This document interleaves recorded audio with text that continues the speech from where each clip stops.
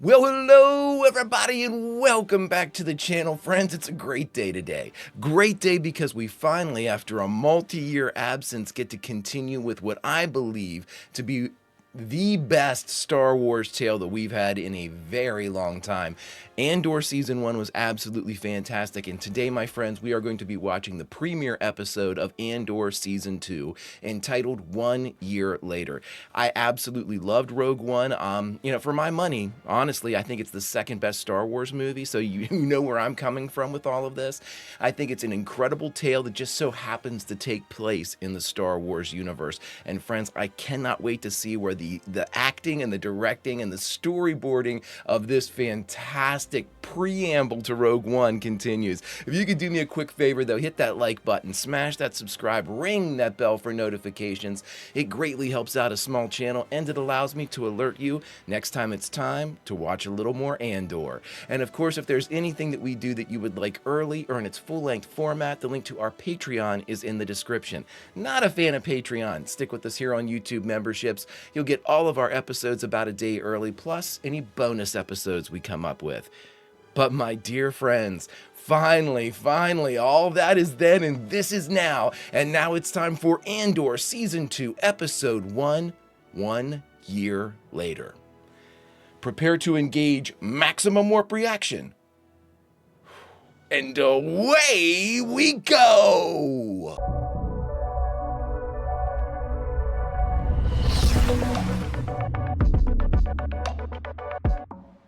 Yeah, I think this isn't this the first Star Wars on the channel? Blows my mind. I was telling Patreon, Star Wars is probably the sci-fi property I know the most about, but that's not saying much. It's been a while since I fully, that's not true because I've watched the Clone Wars. I have not watched the Bad Batch or Rebels, so I need to catch up on those. I've watched most of the Disney Plus series, at least portions of them. But Andor, far and away, is just, it's the story I think Star Wars needs to tell. And it is a damn good one. Oh my God, really amazing so far. 1 year later, let's go, friends.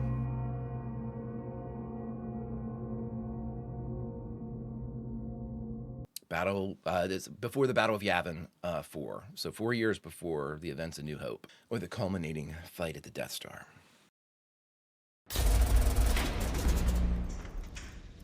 Look at this set. Love it.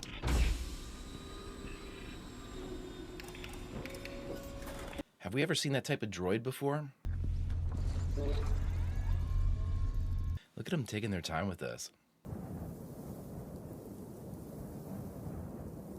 I don't know how to pronounce that. Sinar?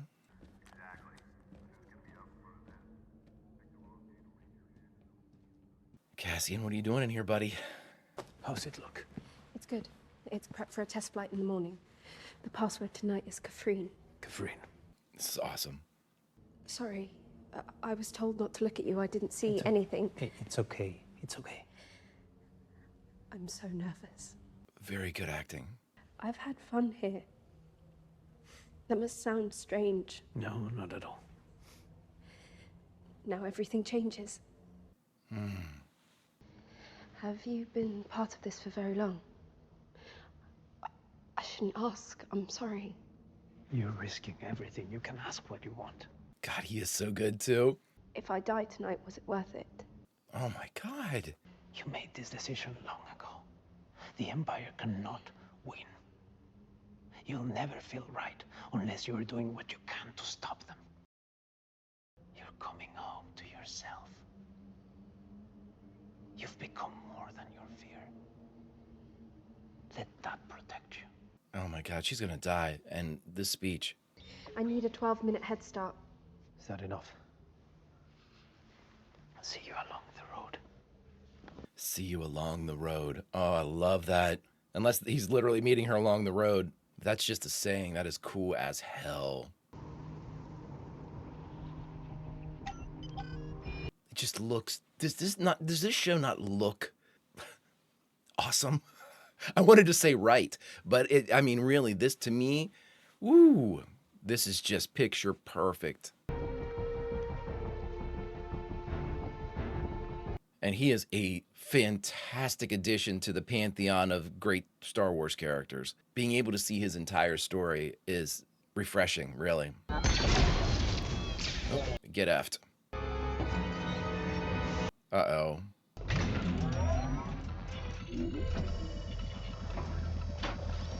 There you go, bud. Cassian, why do you look like you don't know how to fly this thing?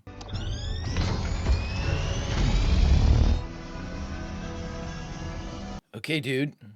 You're pulling out all the guns. Man, building this set must have been so much fun. Backwards.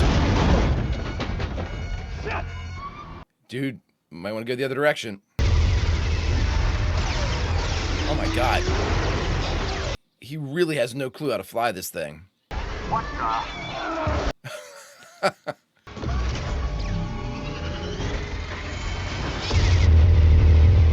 Oh dear God. Guys, this was a terrible idea.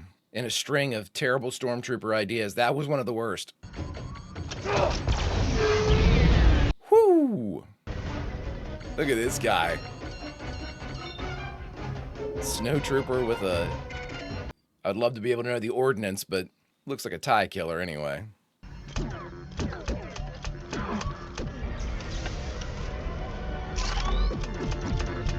Dude slowly reloading. It's her.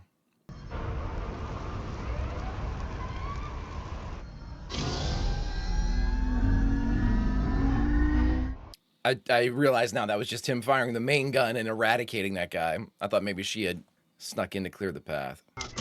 No. Cassian, this seems like you were the wrong person for this leg of the mission. Woo!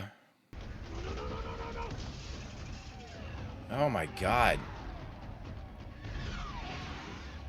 Now, to be very fair, we've seen TIE fighters touch things in the past and explode, so this must be a prototype of some kind. Jesus.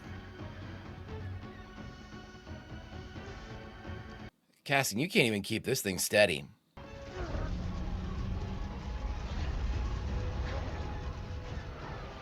Look at this!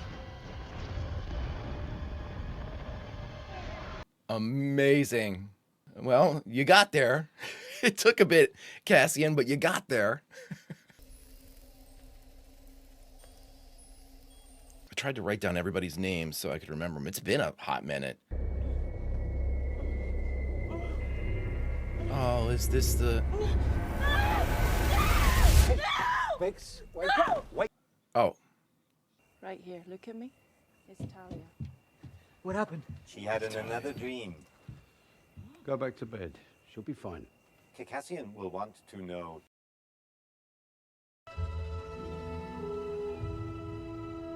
Ah, the Mothma estate.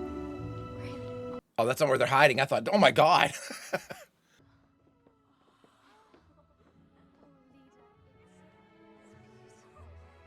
Oh, that's right. We have a wedding, don't we?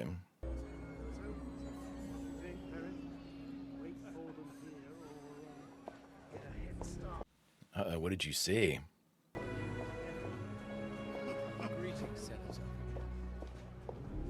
Look at the mask she puts on whenever she comes around somebody. Congratulations. Morning. Who is this, I wonder? Good to see you. Look at this set! Not to mention the shot. Hey, How's the bride to be? we're very spoilt at the moment. Tay, right? Like she just said that. Tay, what was his last name? I think I wrote it down. Colma? I'll find you later. Oh, something to look forward to. Yeah, he seems troubled, so. Beautiful, thank you. Is it Luthen? It sounded like him. Yep. Then, Oh dear, you found me. what are you doing here? I'm afraid that's a secret. Oh, shit. We should have heard from him by now. I can't transmit from here, Luthen. I told you when we landed. That's off the table. Look at this. 4-3. Mina Rao? This has to be where they are. This is a beautiful show so far. Oh my god, I forgot just how amazing. Everything's practical. I mean, come on.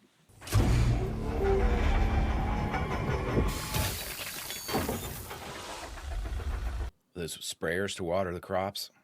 It's Imperial. Have you seen it before? Maybe once when I was little. Oh boy. What are they looking for? It looks like almost like a radar dish on the back of it.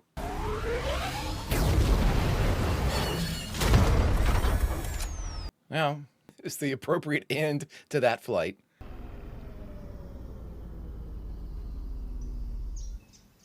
God love this team for going to these lengths. Luna does such a great job with his reaction shots. I mean, he really, really does.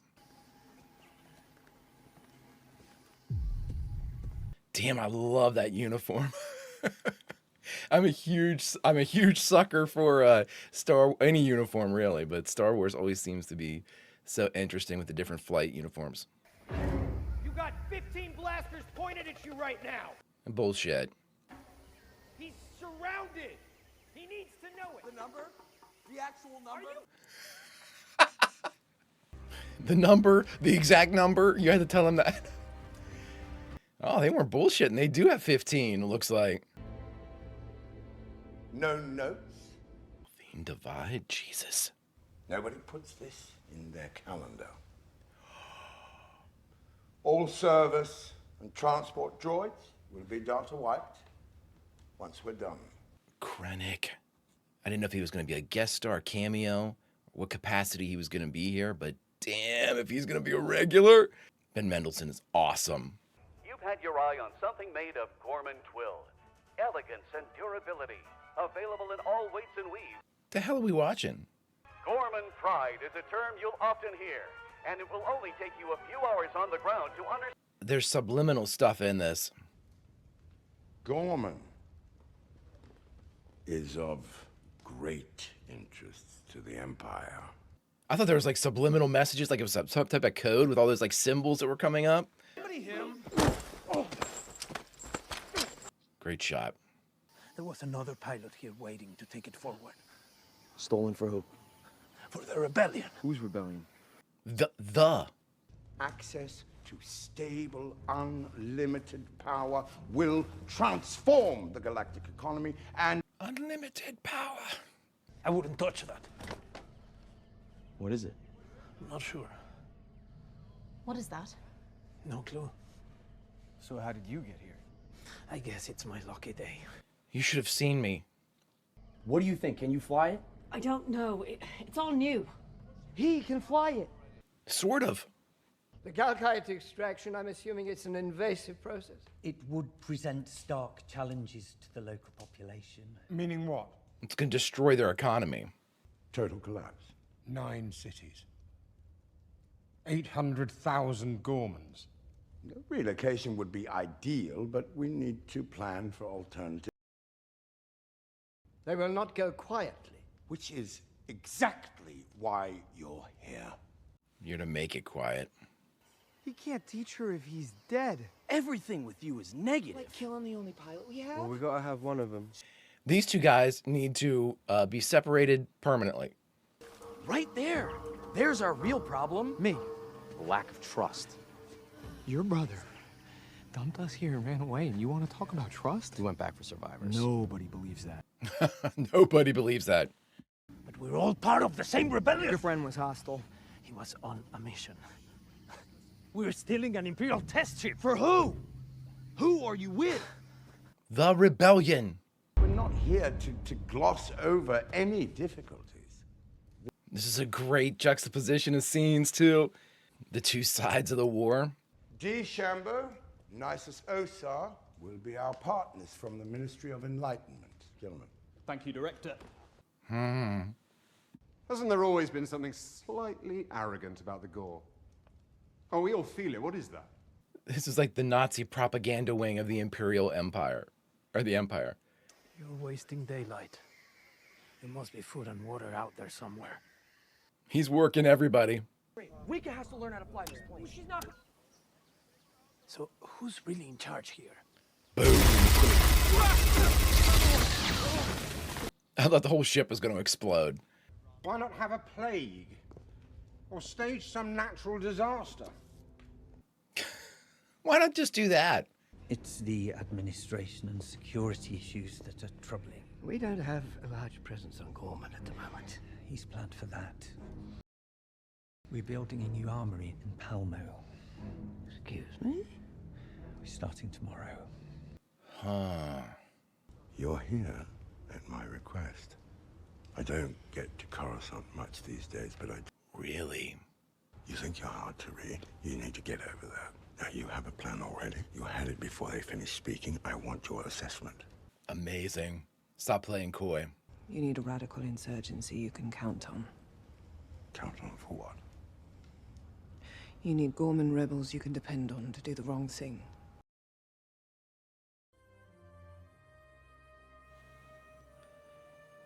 There's something to be said, friends, for a story that puts you back into it with a lot of tension, but then takes its time. I mean, don't rush this, please. It's so good.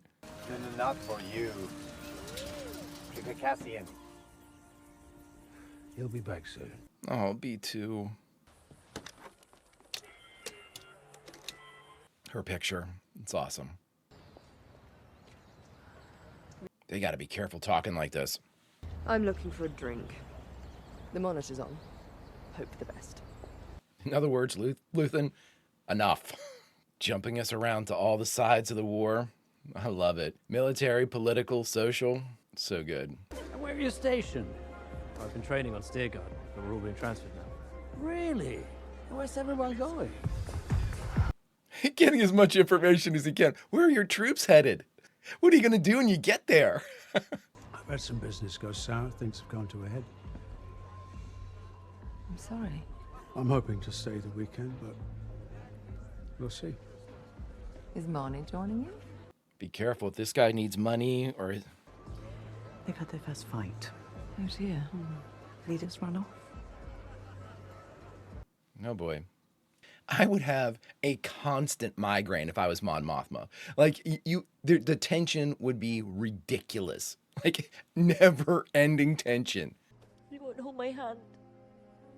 I keep trying and he keeps pushing me away. Well, I mean...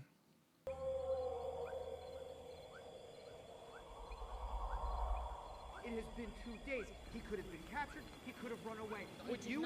Oh my God. You saw nothing.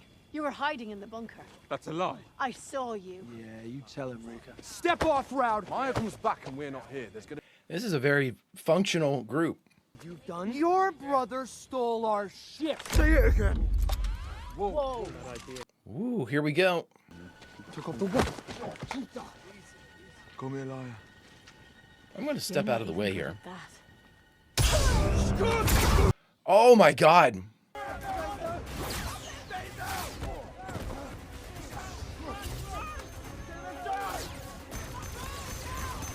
Dear God.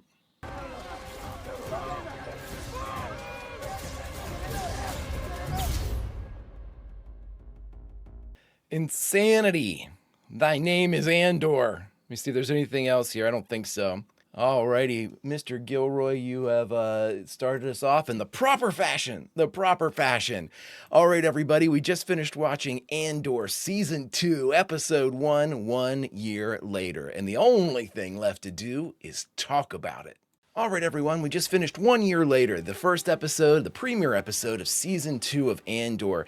I will tell you this, I tried to avoid absolutely everything about, I didn't watch any of the trailers. I did see like a still with Krennic in it, Mendelsohn's character in it, and I had no idea if he was going to be like a cameo, referenced, but seeing him play a huge part in this first episode is great, because I think Ben Mendelsohn is awesome. He is absolutely the best. Really, really good. He was in a Stephen King adaptation that was a series on HBO a couple years ago. And that's the first thing I really saw him be able to have like a sustained role in that wasn't sort of like a villain but in that HBO series. And boy, if I can remember the name of it, I'll put it up here. he was excellent in that series. I thought it was really, really well done, and I've really enjoyed his work ever since. So seeing him return, and of course Rogue One, seeing him in the original Rogue One was absolutely awesome. And so I'm so glad he's here. He adds such an intensity. His character of Krennic is really interesting to me because he walks that fine line of having like a purpose and a plan and being kind of almost boring in his, you know, recitation of what needs to be done, like this needs to be done, that needs to be done.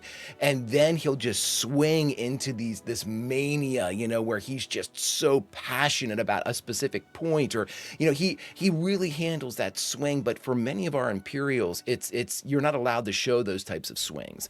You know, for many of our Imperials, you're not allowed to have like this passion or this, you know, this bloodthirsty component, really, you know, like, or show really any emotion. You're supposed to be reserved, controlled, you know, at least indicated by any of like the, you know, the Star Destroyer captains and admirals that we've seen, any like the higher ups like that. You know, you don't see like Grand Moff Tarkin, you know, really going, you know, over the deep end. He's always reserved, always brings it down. Really great stuff. And I like having that type of character in like the Imperial side of everything, because it shows us like what we're supposed to be like hype about. Like if he gets hype about something, we know it's going to be juicy, at least for them. Oh man, it feels like we're just right back into it. And the greatest thing about this show is it takes what would be, I mean, a sentence or two of explanation and exposition in another movie, you know, like, you know, many Bothans died for the, okay, well, those sentences sum up, you know, what is actually going on behind the scenes. You know, these incredible moments that, again, in retelling, like Cassian's not gonna have a big, long description about what happened when he delivered this fight, or, you know, he's gonna say, I just got waylaid by a couple, like, wannabe, you know, resistance members. But we get to see this entire unfolding story that's life and death, you know, with Cassian. Nothing should be brushed under the carpet. Any of these moments, you know, are so highly charged with the threat of discovery, you know, or whether or not you can trust somebody that's supposed to deliver something or meet with you, like the agent that he saw at the very beginning. She was great actress, sitting there like how worried she was, everything's going to change, you know, and I love that saying that he had, I'll see you along the road. That is such a cool saying, you know. That, to me, if that's like a something that like the rebellion has adopted, you know, like I hope to see you in the resistance or the fight longer, I'll see you along the road. And I might be reading way too much into that, but boy, oh boy, that's mug worthy, you know, I'll see you along the road. That's really, it got me. I mean, I'm a mark, and I got that one. I loved it. They did a really excellent, fantastic job of spinning us around the horn to everybody, like just touching base. But instead of just kind of like giving us like bursts of information or a little bit of conversation, they gave us like these expansive reintroductions into what part of the galaxy each member of our group happens to be, like Bix's group. And then, you know, we had Cassian, who's, you know, making a move, and Mon Mothma, who's at the wedding, and then of course the Imperials, who are plotting, which is exactly what we wanted to know, but we want to know what the plot is. And I think it's such a really, I mean, if they continue with this line, this Gorman line, you know, where you got to destroy basically the planet to get to this calcite, is that what they called it? Calcite? That, I mean, what if you read that, you'd be like, oh, okay, yeah, the Empire's strip mining, yeah, got it.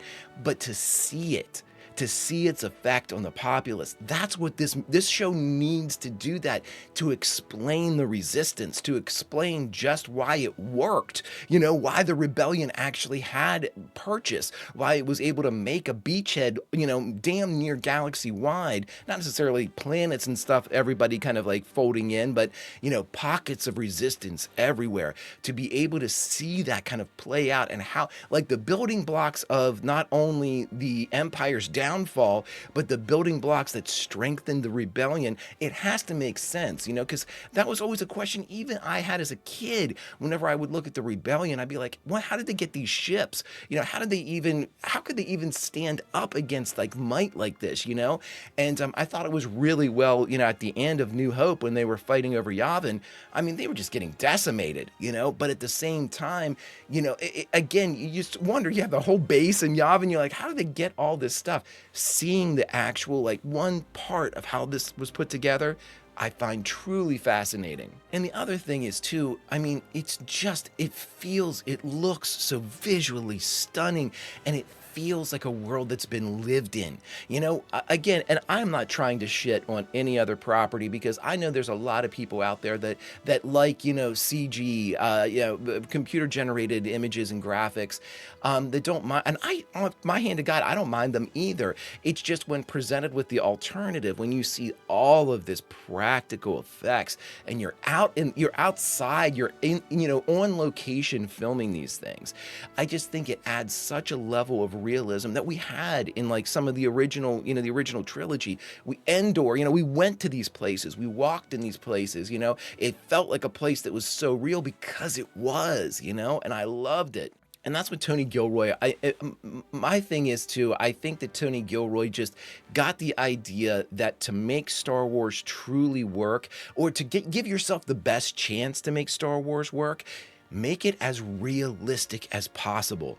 You know, bring it I think of that first scene where we see Urso, you know, where Krennic comes and like confronts him outside of that little hut that he had made, that little house that he had made, and they're standing there in like the tall grass, or maybe it was a crop of some kind, and you know, I mean, it was very samurai looking, you know, but again, we were there, we were with them, we were standing in that field, you know, and it just was so visceral that, you know, you're just drawn into it, much like when we first saw like Tatooine, and you know, we're walking through the sands of Tunisia, and you know, you're there, you know, it's and again, I just think that you can't bypass that.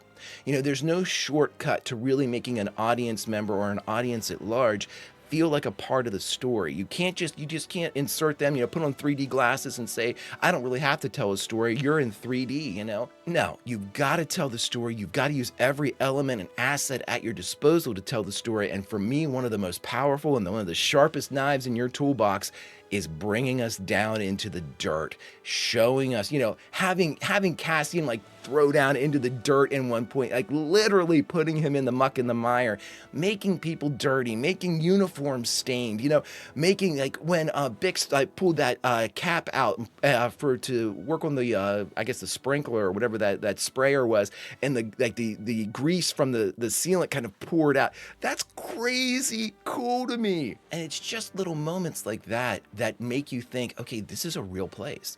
These are real people. And again, I think too, I always think too, that it helps the actors out so much to be able to look and like, you know, if you're looking out into a forest and making comments about it, that you're actually standing there. You know, it's one less thing, you're taking a little bit of the heavy lifting off the actors by allowing them, you know, to really place themselves physically, mentally, emotionally, spiritually, whatever they want to do in the place where you want that character to be. It's just, hey, I'm going to take a little bit of the imaginative part of all of this out for you so you can look around and really use it. You know, I'm going to give you a costume that's worn, you know, you can really use it. I'm going to give you a practical set of a fucking TIE fighter so you can really like just, you know, pretend like you're working on it and everything. It's just so well done, and I was very worried that season 2 of Andor, and again, I don't know why I was, but I guess it's just that, you know, the pessimism that comes with any property that you like. You think at some point, you know, they're going to drop the ball or things are going to start to skid. It may very well later on in season 2, but I think starting off this strongly is a hell of a good sign, my friends. If you could do me a favor, hit that like button, smash that subscribe, ring that bell for notifications. It greatly helps out a small channel, and it allows me to alert you next time it's time for a little Andor. And of course, if there's anything that we do that you would like early or in its full-length format, the link to our Patreon is in the description. But my dear friends, all that is then and this is now, and now it's time, and as our purview here on the channel, what we like to do is, since we're the Greek chorus, we are a vital part of the storytelling process. We watch it, we share and delineate the information that we've learned and tell others so that we can potentially spread the tale. But as a reward for us being the Greek chorus, we get to say goodbye from somewhere within the episode. So friends, I'm giving you a choice. We talked about it. We had the Imperial meeting, you know, the Imperial, you know, conspiratorial whispers in the dark, don't tell anybody. We had the grand wedding at the Mothma estate, and then we had the muck and mire of this rebel camp where Cassian finds himself trapped. Friends, I give you those three choices in which to choose. Where do you place yourself in this world of Star Wars, in this pivotal time for both rebellion and empire? And friends, I hope to see you again when we continue this fantastic tale. Vulcan roll, and I'll see you.